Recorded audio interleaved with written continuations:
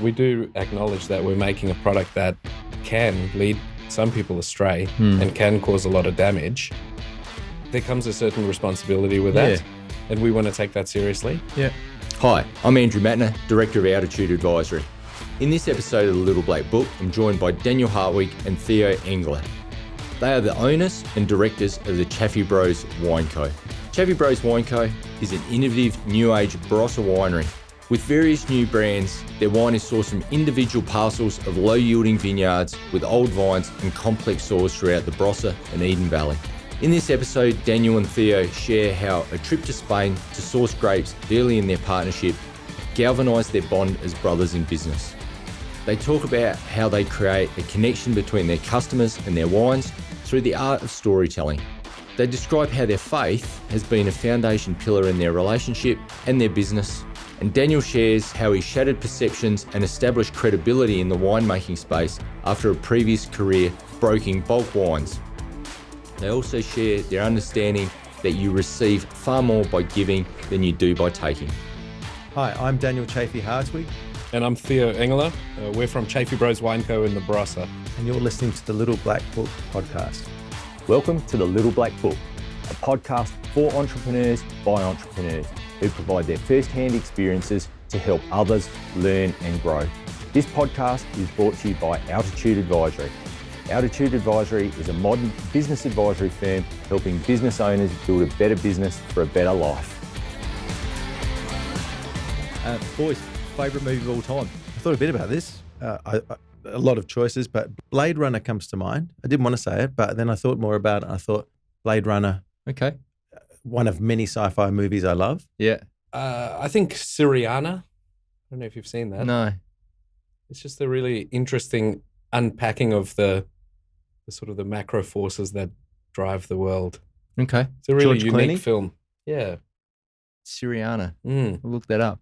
Dan, you mentioned sci-fi. Has that always been a thing for you? Yes, but increasingly less. But I thought about this film in particular with Blade Runner. I think it's a unique one. I think a lot of sci-fi explores humanity from interesting angles. And I particularly like the fact that in this film, the Blade Runners are tracking down cyborgs, but the cyborgs they've got a built-in lifespan. So they've been programmed to self-destruct to prevent them, derailing. Yeah. But they come against the same mortality that humans do. Yeah. Yet, and the whole time they're striving to be human, and at the same time you've got humans that are, in some cases, foregoing their humanity and acting robotic. So I think it's a really interesting study. Yeah. In what we've got, and sometimes we don't appreciate it enough. Yeah, cool.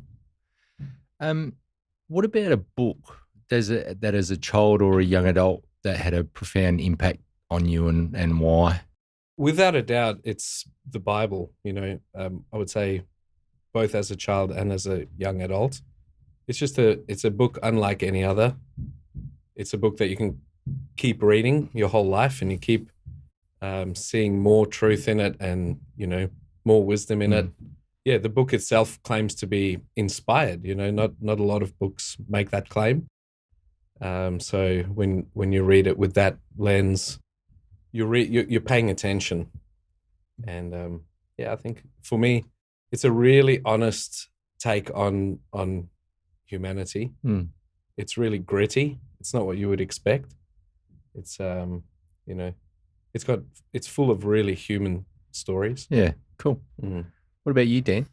Well, we probably should have compared notes because that's the same answer for me as well. I'm glad we had a different movie, but I think the most read book of all time. Yeah, okay. No, good shares. Thanks, boys. What about a travel experience that you've found to be really transformative, or really maybe set a foundation for an entrepreneurial journey for each of you? Mine is the year we spent in 2 weeks out of 2 hand luggage suitcases through Spain in 2013. Theo and I went on a bit of a sabbatical voyage through the Iberian Peninsula very quickly. And Italy. And Italy, so Spain and Galicia. And we were on a quest for how to make Tempranillo here, but also looking to find some partners to work with over there. And I think we'd recently formed as a partnership. Just agreed that we were going to work together, and it was a great way to, we're brothers in law, and so we've decided to work together. But then we just, grabbed 2 hand luggage suitcases and working in the close confines of buses and planes and many ham and cheese tastings in 2 weeks, and got to know each other really well. And I think it was really formative for me. Yeah, cool. Theo? Yeah, that was very formative. I don't know. It's very hard to identify a particular trip when you think about it from an entrepreneurship perspective. In high school, I went to Vietnam, and I was kind of struck by the opportunity. And I came back, and I had some very, early, immature sort of business ideas, which, I tested some of them, and none of them came to pass. My honeymoon with, good boy. with Catherine.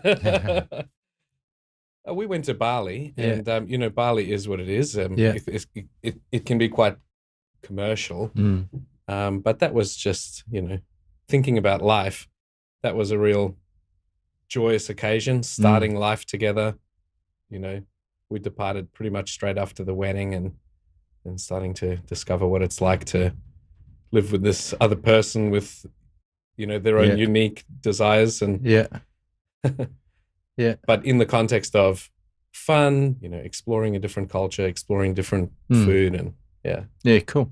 Can I change my answer to my honeymoon now, just so my wife can watch the video as well? No, that's okay. Boys, I want to circle back, and I know we've been working together for quite a long time, and I know how important that your faith is to you, and you both touched on that, in terms of referencing the Bible as the book that's influenced you the most. Talk to me about the foundations that I guess that your faith provides to you in terms of your values and your behaviour and culture, and how you then bring that into business, because the reality is it can be a polarising topic. We say we avoid talking about politics and religion. But I think let's put it on the table and talk about that, because I know how important it is to you. So how do you blend that in to what you do, and I guess stay connected and grounded and all that sort of stuff with what goes on day to day? The challenge with any fundamental worldview, and everyone's got one, is to grapple with living it out consistently in all parts of life. And that's not a uniquely Christian challenge. That's a challenge for everyone. And I think it's very much at the forefront of our thinking in business as well, is how do we not just let those values inform our thinking, but really form it at the front. It's a great blessing that we share that, and it's something that is fundamental to both of us. So there's no conflict there within our business partnership. It's something we shared before we were in business as well. So I like to think that it informs everything, but that's not to say it's always simple or clear how to do that. That's a challenge. Because I know, and we had chats around this, one of the brands that you had in your stable, which you no longer have, you've divested yourself of it, was you actually found in the end was actually quite in conflict with that. That brand was called The Killer. And I remember having quite a lot of conversations saying, well, this doesn't sit right with us anymore. And it was really, I guess, commercial and a really strong performer for you guys for a long, long time. How do you then go about like the balancing of that, I call, that internal conflict, if you like? Yeah, I think it's really important that everything we do does stack up against those values, as you said. So, that brand, there's nothing malicious behind the content. It was more, play on words. Everybody talks about, that thing's killer. That's great. That was an adjective sort of at the time that was, and still is, very commonly used. And so I guess when we hold up that mirror of that set of values, we're constantly asking, is what we're doing consistent? And if it's not, how do we, we need to drop that. It's not, it does mean that when we set off at the start of every day or every week or every year, that dollars and cents is the first and foremost goal in mind. Our thinking is, if we stay true to our values, we'll trust and have faith that we will be led on the right path. God has provided for us all along the way, and it means that what we do has to resonate, and we have to be very comfortable with it ourselves, for our families, and for me, it means taking every opportunity to share and outwardly be an example. Like in our industry with alcohol, with wine, we'd like to think it's something that's enjoyed in moderation, as an augment to a beautiful meal and a social event. But there is no doubt that it can be abused. So for us, there's a real opportunity, we feel, to say it doesn't have to be that way. Whereas a lot of our industry peers, I'm sure they don't mind, being associated with excess. Yeah. In fact, people use it sometimes as a marketing tool, or a bit of a part of the fun of what they do is, that over the top attitude. And that's fine for them, but that's not what we want to do. So we definitely will overlay, does this sit right? Are we comfortable if our kids come along to this event or see us? The kids are fantastic because they know our values. They'll call out hypocrisy before we even see it sometimes. So it's just for me, it's a very consistent worldview from that I believe in, and it doesn't prevent us from doing what we're doing, but it does mean that we really do have to consider everything carefully. Provides you a really clear decision filter. It does. So it gives you a real clear lens as to look through it, and whether it be the values that you have, or whether somebody else is looking through it through their own set of values, it's still the same filter, just different. And it's interesting on that example of the killer. I don't think it was just a name thing; it was also an execution thing with the imagery. It was, but it was also a price point thing, really, where we've opted into a different price point where we feel. I mean, we do acknowledge that we're making a product that can lead some people astray and can cause a lot of damage. There comes a certain responsibility with that, and we want to take that seriously. Yeah. And so that has informed a lot of what we've done. Yeah, cool. This vision of Christianity as like this rule list and don't do this, don't do that. That's not our experience. Our experience is of Jesus turning water into wine, and celebrating the goodness of life with wine and things like that. And he brought out the best wine last at the wedding. The first miracle. That's that's a really good example of us when we make decisions about what we're putting in the bottle. It's going to over deliver. We want to make sure that people are they're surprised with how good wine is. Product is. How good. Yeah, cool. Yeah, exactly. Thanks, boys. Now, your website describes you as, and I quote here, as part perfumers, part historians, part mad scientists. Now, I've known you long enough to get the mad scientist bit, but elaborate. Tell us more about how that connects with you guys. For me, I guess you could look at the wine game, the wine business, and there's 4,000 plus wineries in Australia. All of them are taking grapes. Many times it's the same variety. Let's say it's Shiraz. So of that 4,000, maybe half of them might play with Shiraz in Australia. Could be something almost that much. That's a lot of people doing the same thing. So wine is actually quite simple to make. It ferments naturally. You're guiding the process. You might mature it in oak, which is fairly standard. And then you'll make decisions along the way about what oak and what type of where the fruit's coming from, the type of ferment, everything else.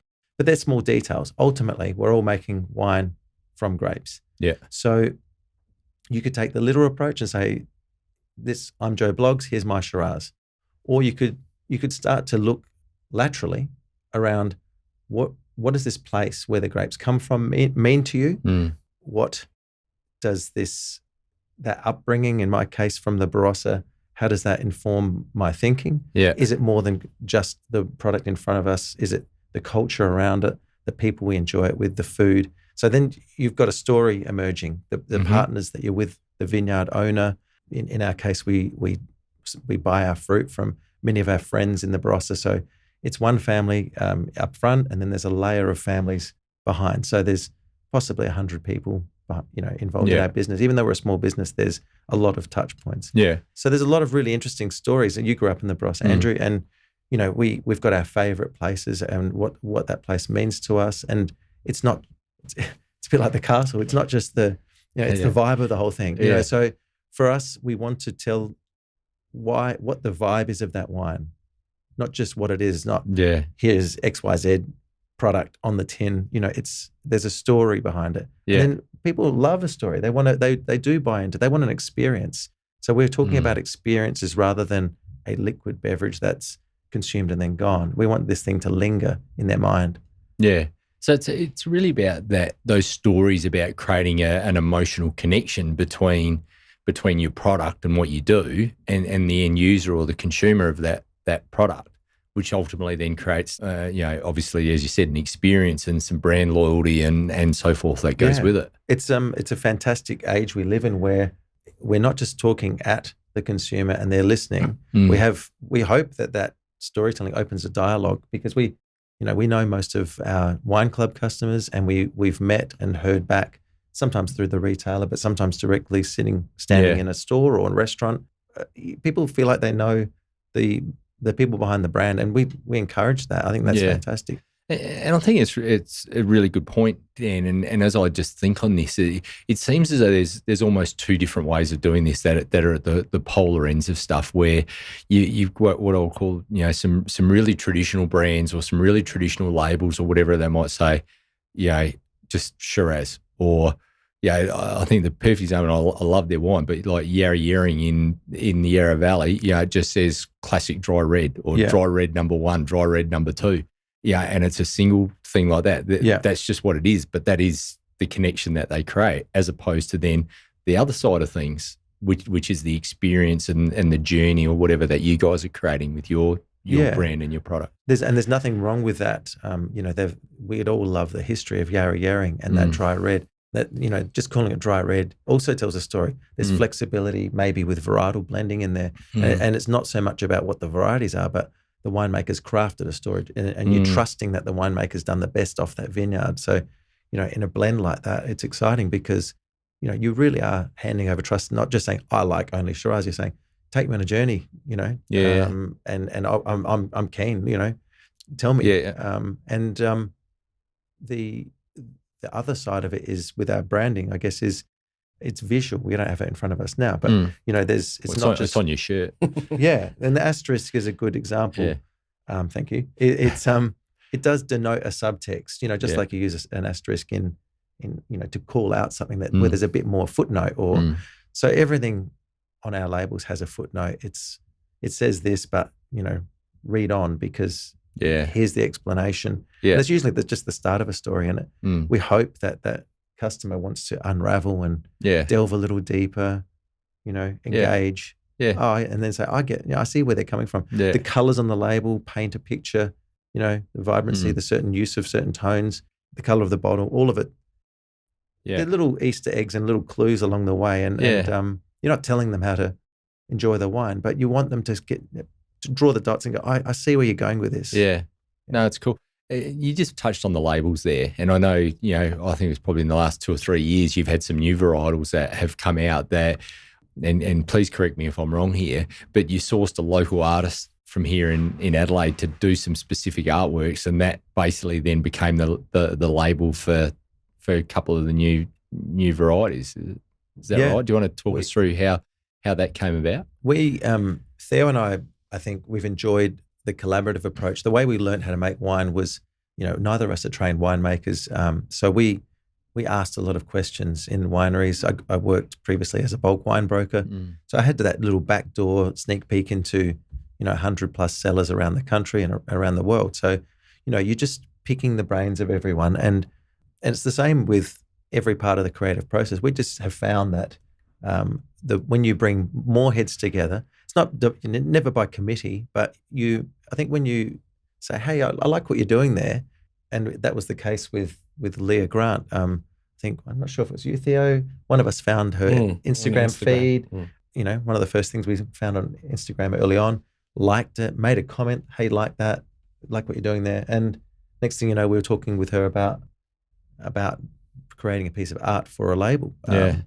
And so that turned into 3 labels, turned into 5 labels, and then going beyond that, we want to work with other artists as well, because what Leah's doing is, you'll see her artwork all the way around Adelaide, and she's added color, splashes of color to buildings, eyesores in some cases, car parks or concrete block places in suburbs like Prospect or Walkerville and so on. Yeah. And it's energized. And that's what we asking someone else like Leah Grant to interpret a new product that we'd just made, a Grenache. We told her why we thought it was different, and interpreting in color and not even putting a word on the front label, just an asterisk surrounded by color, was our idea of saying, hey, you think Barossa Grenache, or you might, from years of old, try this. And they say, once you picked up a bottle, it's half bought. So people turn it around and they might have been looking for a funky Gamay or Pinot Noir, if it's in that section in the shop. But this Grenache seems like it's telling the same story, I'll give it a go. So having the color express it rather than a word that people could make an assumption around it is a great way of visually opening their eyes. And again, it comes back and as you were saying before, it's just part of that storytelling experience. Yeah, and it's just taking that golden rule of, you've got to tell them what it is off the front label, and saying, well, why do you? Why does it have to be prescriptive? It's so much fun when people hand you a glass and you don't know what it is. It puts fear and trembling into winemakers because the options game is something that invariably we overthink, and you can't. You're paralyzed because you've seen too many wines. You think, oh, they're trying to trick me. It's definitely a trick. But it expands your mind when someone hands you a black glass, for example, and you can't tell whether it's white or red. You're using more senses. So I think that's an exciting era that we're in, where people and the customers engaged now. They want to learn. So to have customers that are excited about something that they thought they knew and then they've rediscovered is really fun. Yeah, cool. You boys, and you mentioned it before, so you're not brothers, you're brothers-in-law. So, Daniel married to Theo's sister, but I know you always refer to each other as brother. Mate, I'm going to throw this question to you, Theo. Being in business with family can be hard and challenging, and I know Luann's involved as well, your sister. Talk us through some of the challenges about being in business with family. How do you navigate through them? How do you resolve them? What does that look like for you?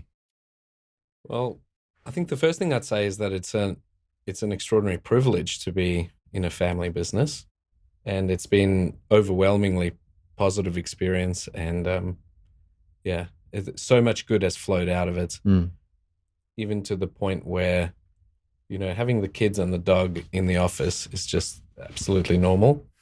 And also, seeing each other a lot more than we used to before we were working together. Yeah. But I think I felt like Dan was my real brother even before you married my sister, True. I agree. So we had that connection and friendship from the start. Then we had many years of not being in business partnership before it eventually happened. So we had that, objective relationship already established. I think you hear that it's hard, and we have had difficult conversations and challenging seasons. But I think in my experience, it's about as easy as you could imagine. And it's largely because of Dan. He's just a great guy, easy to work with. I don't know about that. Well, it is, everyone loves Dan, golden boy. That's what we've been through various different stages in the business life. For quite a few years, we were working out of the Hartwig residence. First, the bedroom that became your daughter's bedroom. Yeah. And then a little pod in the backyard. And so we came up against, as the business was growing, we came up against the challenges that, of work-life balance, particularly for you guys. It was like trial by close confines, wasn't it, in the first year or two? Absolutely. And and the pressure builds, and then you have a good conversation, and then you've resolved the underlying conflict, then you move on from there. And I think it's been like that. We've been just on a multiple cycles of that. I agree. And I think Theo we sort of joked about it, but I think if you're accommodating, then you're already off to a good start. If each party has been identified as accommodating and teachable and willing to learn, that's a great start, because there's no end to learning in business, no end to learning in life, and I think once you have that set attitude right, then you're ready to discover something new about your business partner and yourself each day, and grow together. And because I think if you think you can't, then you're probably the wrong party in any disagreement. And I think the other thing is, if you've got business partners that you don't see as family, it's not necessarily an advantage. It's because being family, you do have to resolve things. You need to make sure that everyone's happy, that there's no animosity, and it does mean you do work through it, and you really do strive to resolve it to everyone's satisfaction, not just half resolved or resolved to your satisfaction. It has to be fully resolved. Yeah. That's probably the difference between small business and medium or large business, is that you want to make every decision unanimously. And that's a really good point you raised about seeing any business partner as family. I think a business partnership is just a step below a marriage. You're wedded with that person in a sense, and you have a responsibility towards each other, often for multiple years, if not for life. Yeah.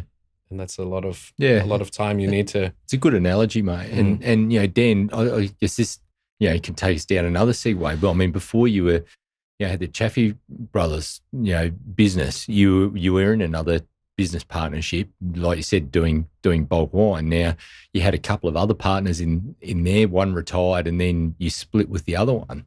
How did you find that journey that you went down with that path versus now the path that you're going down with Theo? Yeah, I think that was a really unique circumstance where we all worked for one company, and then it was a US-owned company, and through things we heard, we made an attempt to buy the local office, and it didn't go forward because the owner didn't want to sell to us. He wanted to sell the whole company in effect.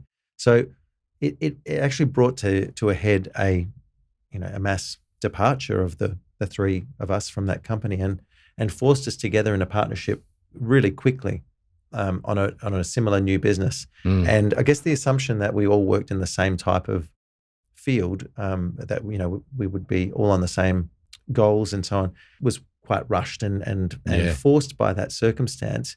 Whereas if you step back and said, what do you really want, from this business?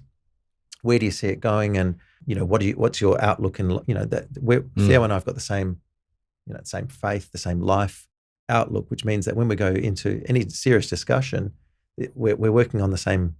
Like you said, it's like a marriage. So I wouldn't encourage a marriage where people have completely different ideas about how life works and faith, and it's a bad idea. It's it's going to end up in someone.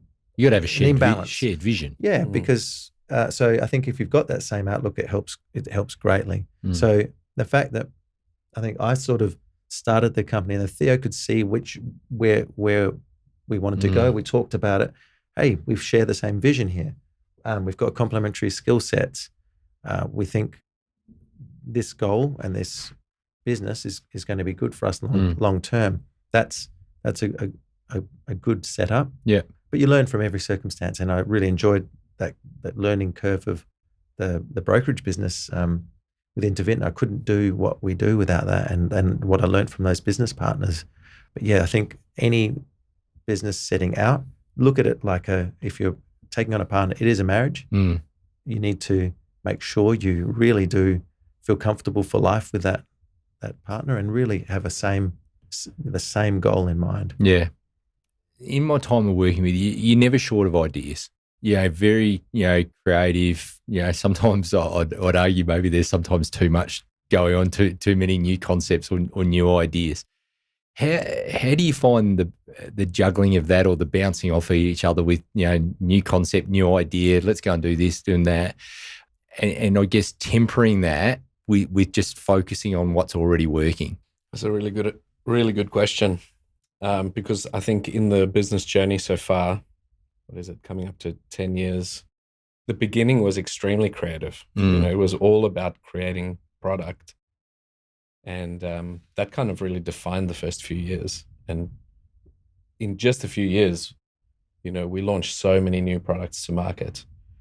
We're actually still doing that, but as a percentage, going from 2 to 6 products is not the same as going from 15 to 16. Yeah, I think it's a very different challenge in business to now turn to efficiently running the thing you've created rather than just creating it. There's an energy in the creation side, which for me personally is very motivating. And then when it comes to the administration of it, that's been a real challenge. And I think we're probably more naturally inclined towards the creative side. And so that's, that'll always be a part of our DNA.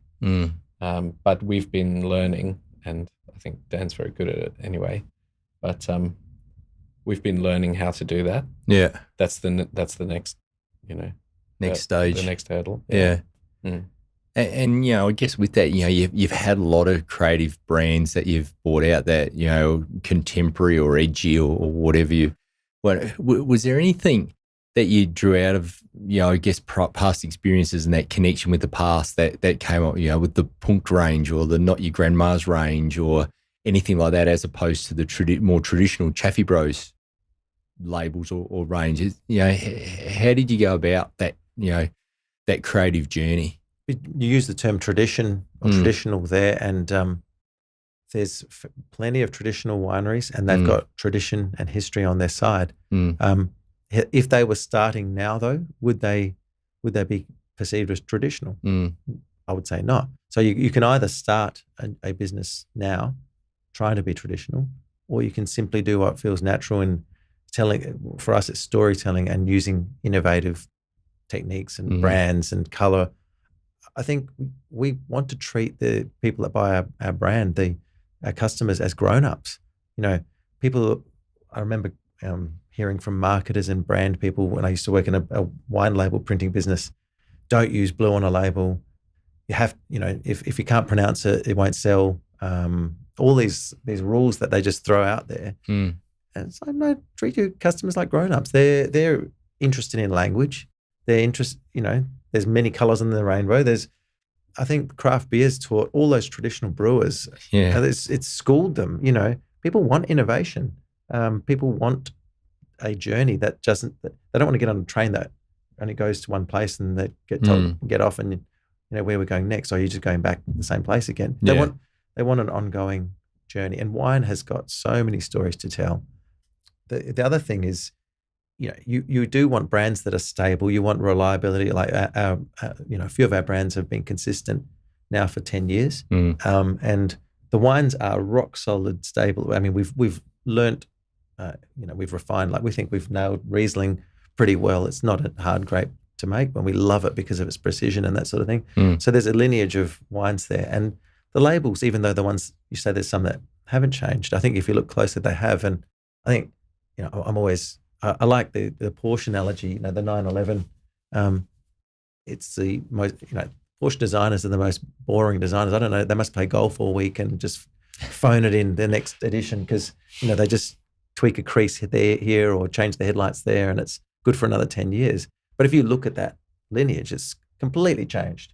The 911 still has the same turret shape and everything else, but everything else about the car, apart from the fact that it's got a rear engine, they've engineered everything to the nth, and that refinement keeps us interested, which we hope is going to keep our customers interested. Yeah, keep making a better product. Yeah, cool. Now, Dan, you're a bit of a super athlete, and I know general health and well-being has been something that's been important to you, and I know you sponsor an event up in the Barossa. how important is it for you to maintain that, your physical health and well-being, and finding time to exercise and look after yourself in terms of then being effective as the CEO of the business? Thank you, but I didn't know you were so prone to like inflationary speech. I wouldn't even call myself an athlete, let alone a super athlete. But well, mate, the last time I checked, you could run like 10 kilometres in under 4 minute case. Now, for me, that might not be Olympic standard, but it's definitely a whole lot better than us mere mortals. I think that's the beautiful thing about running, is that it's always relative. There's always some other guy who's way quicker than you, and apart from Usain Bolt or someone like that.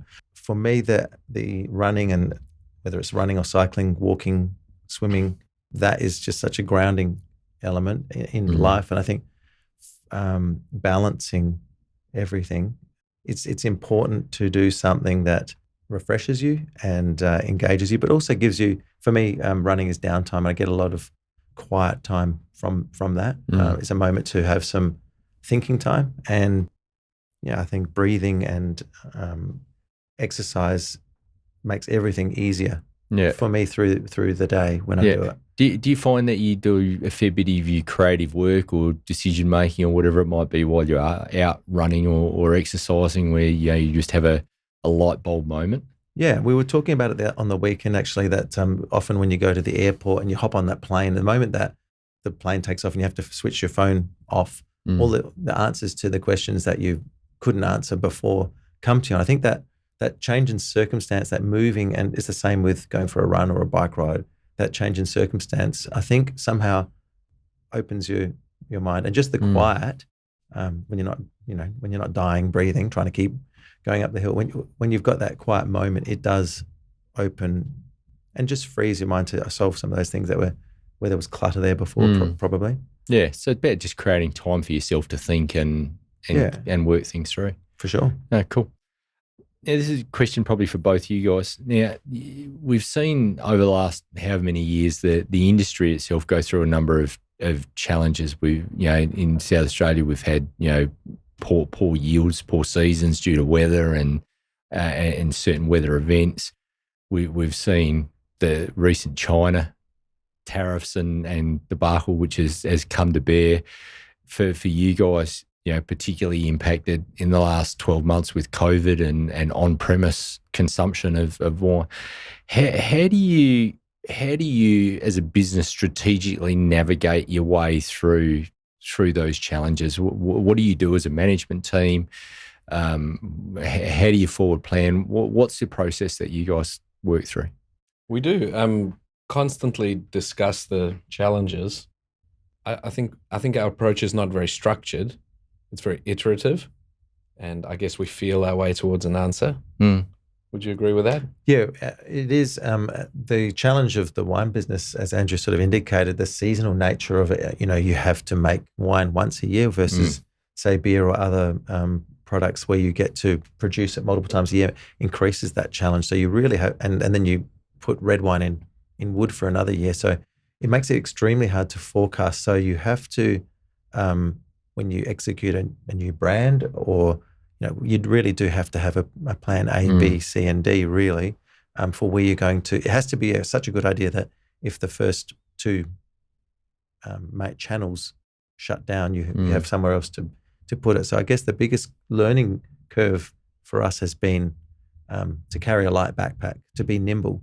If suddenly people say, let's get in the car, we've got to go, we've got to get out of here, and you've got a giant caravan of trailers on behind you, wine stock wise, then you just can't change direction. And it's the same with your debt level as well. So I think we've wanted to become more agile, and at the same time, it doesn't preclude you from taking risks and heading down a path.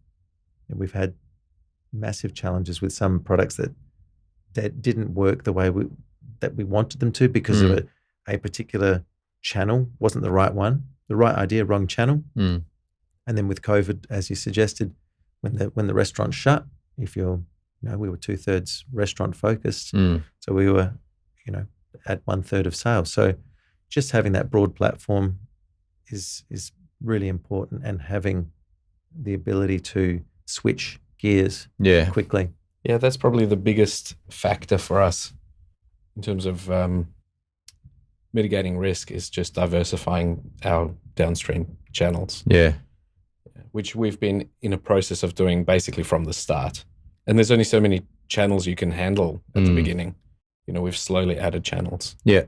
And that's made the business healthier. The sort of the operational or even tactical challenges of managing stock levels with the wine business, the cycles are so slow. Yeah. So you've got to get it within the ballpark. We've been more inclined. We've probably been a bit more risk tolerant. Yeah. And overshot, and then just said, well, we've got to go out there and make good on our commitment. Yeah. Yeah. Okay, cool.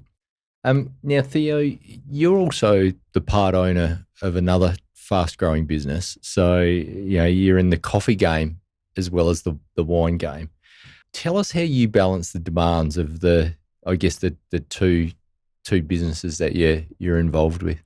Yeah. Well, they're very complementary. Yeah. So the coffee world and the wine world overlap a lot. Yeah. But just in terms of the day-to-day, I think the answer is partly found in the transition from what I would call micro business, where you're the guy and you're doing everything, to small business, where you're starting to get a bit more help. Yeah. So, I couldn't be involved in that business if it wasn't for my business partner, Sam Mackay, who's the managing director of that business, and a good team around him. And likewise in our business, starting to hire, basically, which was sort of a foreign concept when you start from scratch, but discovering that you can actually shift things that you're not ideally suited to someone who's much better at it and enjoys it. Yeah, that's a powerful revelation for me. Getting the resources around you and capacity to do the things that you're not great at or that you don't necessarily want to do. Yeah, so I think in principle, the ideal scenario is that you spend your time doing the things where you add the most value. Yeah. Now, the reality is you can't do that all the time, but the way that I view the trajectory of my career path is heading in that direction, doing more and more of that. Yeah. So, but it's pretty dynamic because, like, for example, we're in the middle of vintage or just at the end of vintage now. So during vintage, I was full-time with Chaffey Bros. Yeah. Other times of the year, I might do a day a week there. Yeah. But that business is not really structured around me being operationally involved. Yeah. That's more, I'm just looking for where I can add value. You just head down to Duthie Street to Hart Coffee and just grab a coffee and disappear again. Just a daily coffee. Just to make sure the team, they see you. Management by being seen. Boys, I just want to ask, other challenges that you've gone through. So, you just mentioned about recruiting and scaling, leverage, cash flow, stock management, all these things. What are some of the other practical challenges that you guys have faced, and how have you resolved them? One of the ones that we faced as a business early on was perception that because the background of my prior business was a bulk wine brokerage, I think there was an initial perception that we were not serious wine producers. So we really, even though I was, born in the Barossa and grew up there, we really had to establish. And part of it was because, funnily enough, some of the first brands we did looked maybe a bit well executed or polished, or a bit slick for a small startup producer. So we really, and that, I guess it's the perception with people like wine writers, who it's their job to sort of look at a product and figure out where it fits in the landscape.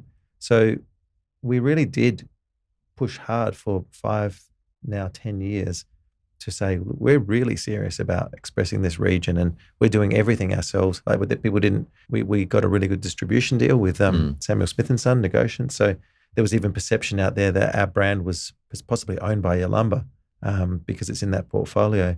So we really did have to go out there and say, hey, we're a really little company. We're not a big company. This brand looks great, but we're just a couple of guys. So that has been something that's actually been a really good challenge, because it meant that we doubled down on getting really serious about exploring the varietals, getting really serious about what our winemaking philosophy was, how people could identify our winemaking, our styles, by the style as well as the execution of the packaging. So, I think it's music to my ears when people say, wow, your wines are so consistent. They're all really balanced, And that's that. I think we do take a lot of care to make sure that everything we do has hopefully a really seamless approach. So, minimal intervention wines, but with maximum care to make sure that all of them, that I'd be happy to put any of them on the table. Yeah. That's probably the biggest obstacle I feel like we've faced in this part of our career. Mm.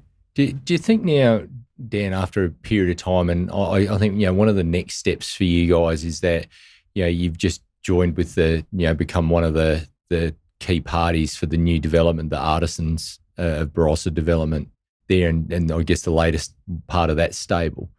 Is that the next evolution in that, call it putting your foot on something or establishing that credibility in the market for you guys? Yeah, that's exactly the answer, that we've been, I guess it's the answer we've been looking for, but it's part of the answer. We didn't have a cellar door to point to in our region. We didn't necessarily have a sign on a vineyard right from day one.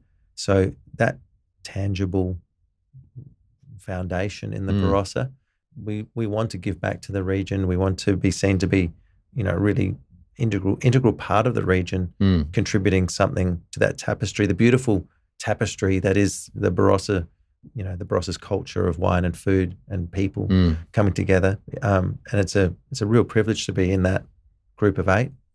Absolutely. The Barossa as a community it's the real deal.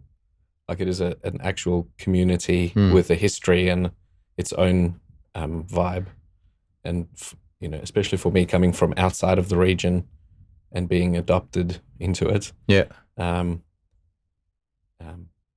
think joining with 7 other like-minded small family producers focused on quality, I would say truly artisan producers. Yeah, that's exactly what we want to be.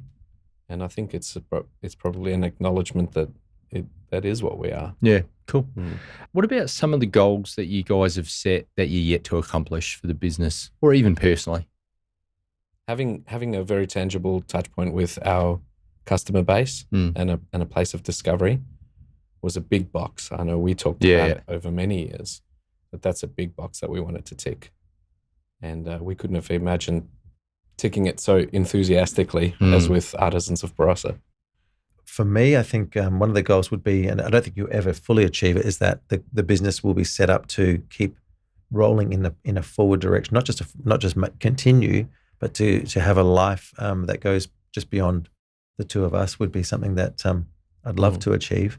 And that is extremely difficult, because at the moment it's so much about what we've put into it day to day. But yeah, even in the sense of having a team around us that can help, I think we're gradually achieving that, having the right key team members as well as family, and having us all on the same page, and having team members come on board that are excited about being part of the Chaffey Bros team and becoming part of our family. Yeah, that's a goal where building that point to a point where it's really got some real momentum, and we can't stop it. Yeah, look, I love the vision there that you described, because if you have a look at wineries or family winemaking businesses, there is so much of a legacy or tradition, and particularly with a lot of Barossa's growers and wineries, and to describe you saying, okay, we want to be part of that legacy and create our own thing. I think it's a really cool story. I know that I saw last week or the week before, Cameron Ashmead from Elderton just posted, they've just done their 40th vintage as a family winemaking business in the Barossa. Yeah, it's amazing. I remember the day they arrived at our primary school in the Barossa. This family came, and they've achieved so much since then. Yeah, so it's a great story. Love to see the Chaffey Bros thing there in another 30 or 40 years' time, and maybe your respective kids running it or whatever it might be at that point in time. So that's very cool. Do either of you guys have a life motto? Obviously not. Mine would be something like I think you do unto others as you'd have others do unto you, which is I think comes from the great commandment in the Bible, which is where Jesus took all the commandments and summed them up in one great commandment, which is first part sounds hard, love the Lord your God with all your heart, mind, soul, and strength. And then he says, and the second is like unto it, to love your neighbor as yourself. And it's like, well, how is that like the first one? But when you do understand that, when you understand you're being loved, you're more inclined to be loved. So I think it is understanding that you'll get a whole lot more out of life if you give more, not just expect to get. I think that's the way we want to look at our region, the Barossa. It's the way we want to look at our business is we don't want to just take from it. We know we're always going to have to put into it. Yeah. So I think any relationship we have, we shouldn't expect, what's this guy going to give me or this person. It should be how can we make their lives better? Yeah, cool. No, I love it. Thank you, boys. It's been a lot of fun.